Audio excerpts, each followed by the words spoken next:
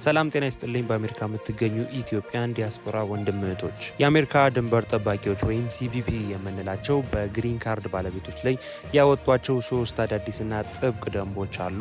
የድንበር ጠባቂዎቹ ፊታችሁን፣ ጣታችሁን እንዲሁም ስልካችሁን ሁሉ ይፈትሻሉ። 180 ቀን በላይ ቆይታችሁ ከተመለሳችሁም ግሪን ካርዳችሁ እንደ አዲስ ስደተኛ ይቆጠራል። አንዳንዴ ደግሞ በግዳጅ I-407 የሚባል ቅጽን እንድትፈርሙ ያደርጓቸዋል።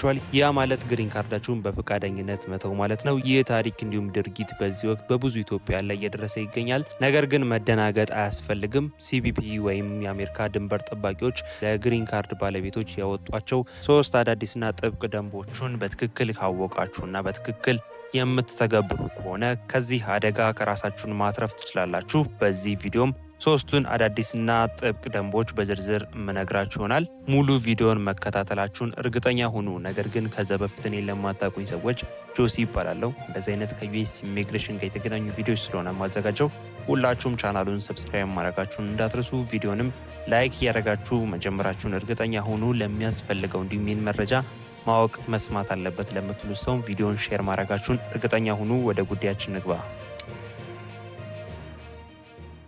የመጀመሪያው የዩናይትድ ስቴትስ ድንበር ጥበቃ የምንላቸው ወይም ሲቢፒ የምንላቸው ማለት ነው በግሪን ካርድ ባለቤቶች ላይ ካወጧቸው 3 አዳዲስ እና ጥብቅ ደንቦች የመጀመሪያው ማለት ነው የባዮሜትሪክስ ክትትል መስፋፋትን ይመለከታል። ይህ ምን ማለት ነው? ባዮሜትሪክስ ትራኪንግ የምንለው ማለት ነው አሁን ላይ የግሪን ካርድ ባለቤቶች ከሀገር ሲወጡም ሆነ ሲገቡ የፊት ገጽታቸው፣ የጣት አሻራቸውን እንዲሁም የመሳሰሉትን አይነት መረጃቸው ይመዘገባል የሚል አዲስ አሰራር ወጥቷል።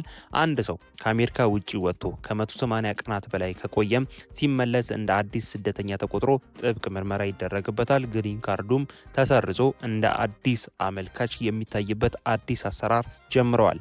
ይህ ምን ማለት ነው? ማንኛውም የግሪን ካርድ ባለቤት በአሜሪካ የሚገኝ ሰው ማለት ነው የፊት ገጽታው፣ የጣት አሻራው እንዲሁም የመሳሰሉት መረጃዎችን በማንኛውም አጋጣሚ ግሪን ካርድ ለማደስም ሊሆን ይችላል ግሪን ካርድ በተመለከተም ሆነ ምንም አይነት ለማድረግ ወደ መንግስት ተቋማት በምትሄዱበት ጊዜ ይሰበሰባሉ። እንዲሁም እንደነገርኳችሁ ከ180 ቀናት በላይ ከሀገር ወጥታችሁ ከቆያችሁ ኢትዮጵያ ላይሆን ይችላል ወይም ሩቅ ቦታም ላይሆን ይችላል፣ ጎረቤት ካናዳም ሊሆን ይችላል፣ ሜክሲኮም ሊሆን ይችላል፣ የትኛውም ቅርብ የሚባል ቦታ ወጥታችሁ ከሀገር ወጥታችሁ በምትመለሱበት ጊዜ 180 ቀናት በላይ ከቆያችሁ ስትመለሱ እንደ አዲስ ስደተኛ ተቆጥራችሁ ጥብቅ ምርመራ ይደረግባቸዋል። በምርመራው ወቅትም ትክክል ያልሆኑ ነገሮችን ማለትም ትክክል የሚሏቸው ወይም ትክክል አይደለም የሚሏቸው ነገሮች በግልጽ ማወቅ አንችልም። ታዲያ እነሱ በመመዘኛቸው መሰረት ትክክል ነው ወይም ትክክል አይደለም ብለው ካመኑ ግሪን ካርዳችሁን ሙሉ በሙሉ የመሰረዝ መብት የሚሰጥ አዲስ ሕግ ወጥቷል። በሁለተኛ ደረጃ የኤሌክትሮኒክስ መሳሪያን ፍተሻ በተመለከተ ወይም ዲቫይስ ሰርቺንግ በተመለከተ አዲስ መመሪያ አውጥተዋል። የድንበር መኮንኖቹ ወይም ፖሊሶቹ ማለት ነው ያለ ፍርድ ቤት ትዕዛዝ ስልክን ወይም ላፕቶፕን የመፈተሽ ህጋዊ ስልጣን አላቸው። በዚህም ፍተሻ ወቅት መልእክቶቻችሁን ማለትም በስልኮቻችሁ የተለዋወጧቸውን መልእክቶች ማለትም ሜሴጆች እንዲሁም ኢሜሎችን እንዲሁም በተጨማሪም ማለት ነው ፎቶዎችን ጋለሪ የምንለው ማለት ነው እንዲሁም የጠፋ ወይም ዲሌት የተደረገ መረጃዎችን የመመልከት መብት አላቸው። ግለሰቡ ከአሜሪካ ውጭ እየኖረ መሆኑን ወይም ከአሜሪካ ጋር ያለው ቁርኝነት መላላቱን የሚያረጋግጡ ዶክመንቶችን ካገኙ፣ ፎቶዎችን ካገኙ እንዲሁም መልእክቶችን ካገኙ ሙሉ በሙሉ ግሪን ካርድ የመሰረዝ መብት አላቸው። እንዲሁም እንደነገርኳችሁ ዲቫይስ ሰርቺንጉ ወይም ያሉንን ላፕቶፕ፣ ስልኮች እንዲሁም አጠቃላይ ያሉ ዲቫይሶችን ያለ ፍርድ ቤት ትዕዛዝ የመበርበር እንዲሁም የመፈተሽ ስልጣን አላቸው። በፍተሻ ወቅትም እንደነገርኳችሁ ከአሜሪካ ጋር ያላችሁን ቁርኝነት ማለትም ከአሜሪካ ጋር ያላችሁን መስተጋብር እንደላላ ካረጋገጡ ሙሉ በሙሉ ግሪን ካርድ መሰረዝ እንዲሁም ያላችሁን ዶክመንት የመሰረዝ አዲስ መብት ተሰጥቷችኋል። በሶስተኛ ደረጃ በግዳጅ I-400 ቅጽ እንድትፈርሙ ይጫናችኋል።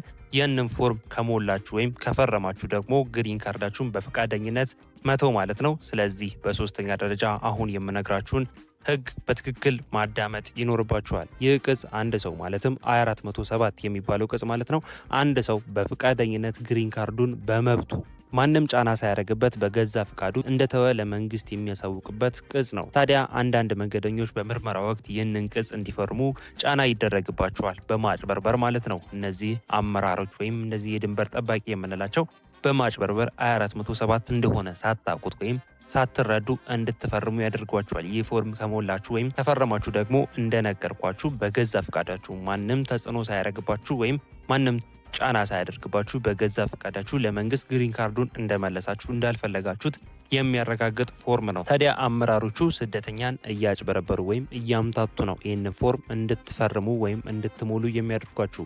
ነገር ግን የግሪን ካርድ መብትን በይፋ መሰረዝ የሚችለው የስደተኛ ዳኛ ወይም ኢሚግሬሽን ጀጅ ብቻ መሆኑን ማወቅ አለባችሁ። ይህ ምን ማለት ነው?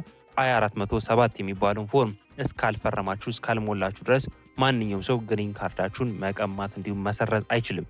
ነገር ግን እንደነገርኳችሁ ይህ ህግ ስለሚታወቅ ወይም መሰረዝ የሚችለው ግሪን ካርዳችሁን መቀማት የሚችለው ኢሚግሬሽን ጀጅ የምንላቸው ሰዎች ብቻ እንደሆኑ ወይም ዳኞች እንደሆኑ ስለሚታወቅ ወይም ስለሚያውቁት እነዚህ የድንበር ጠባቂዎች ማለት ነው እናንተን በማጭበርበር በማምታታት I-407 ቅጽን እንድትሞሉ በማድረግ በገዛ ፈቃዳችሁ ግሪን ካርዳችሁን እንድታጡ እያደረጉ ይገኛሉ። ስለዚህ ጥንቃቄ ማድረግ ይኖርባችኋል። መንገደኞች ላለመፈረም ወይም እነዚህን ነገሮች ከገጠማችሁ የሚያቅሰው ማለትም የኢሚግሬሽን ጠበቆችን ማማከር ወይም ማናገር እንዲሁም የምታማክሩት ወይም የሚረዳችሁ ሰው ከሌለም የማታውቁትን ፎርም የማታውቁትን ነገር የመፈረም ግዴታ እንደሌለባችሁ ለማሳወቅ ነው።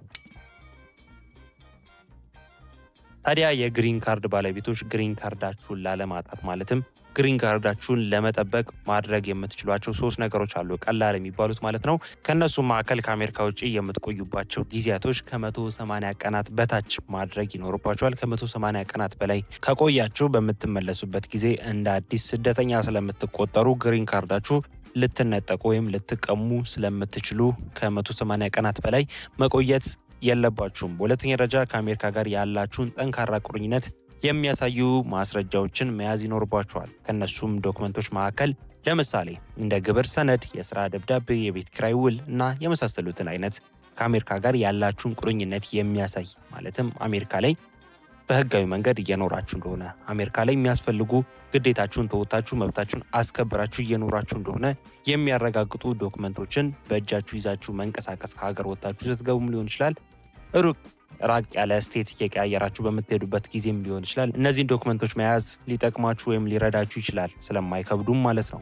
በሶስተኛ ደረጃ በምርመራ ወቅት መረጋጋትና መብታችሁ ማወቅ ይጠበቅባችኋል። ለምሳሌ እንደነገርኳችሁ የድንበር ጠባቂዎች ወይም ሲቢፒ የምንላቸው መኮንኖች ማለት ነው ፍተሻ በሚያደርጉበት ወይም ምርመራ በሚያደርጉበት ስክሪኒንግ በሚያደርጉበት ወቅት መረጋጋት ነው የመጀመሪያው ነገር የሚያስፈልጋችሁ። ምክንያቱም ቀደም እንደነገርኳችሁ እያምታቱ ያደናገጡ I-407 የሚባለውን ፎርም እንድትፈርሙ ብቻ ስለሚያስደርጓችሁና በገዛ ፈቃዳችሁ ግሪን ካርዳችሁ እንድትነጠቁ እንድትተዉ የሚያደርጉ ስህተት ሊያሰሯችሁ ስለሚችሉ መረጋጋትና መብታችሁ ማወቅ። የማታውቁት ነገር ካለ ደግሞ የመፈረም እንዲሁም የማድረግ ግዴታ ስለሌለባችሁ ይህንን መብት መጠቀም ትችላላችሁ። በዛሬ ቪዲዮ የሲቢፒ ወይም የአሜሪካ ድንበር ጠባቂዎች ያወጧቸው የአሜሪካ ድንበር ጠባቂ አካላት ያወጧቸው ማለትም ለግሪን ካርድ ባለቤቶች ግሪን ካርዳችሁን እንድታጡ የሚያደርጉ 3 አዳዲስና ጥብቅ ደንቦችን በግልጽና በትንታኔ ለማስረዳት እንደሞከርኩኝ ተስፋ አድርጋለሁ።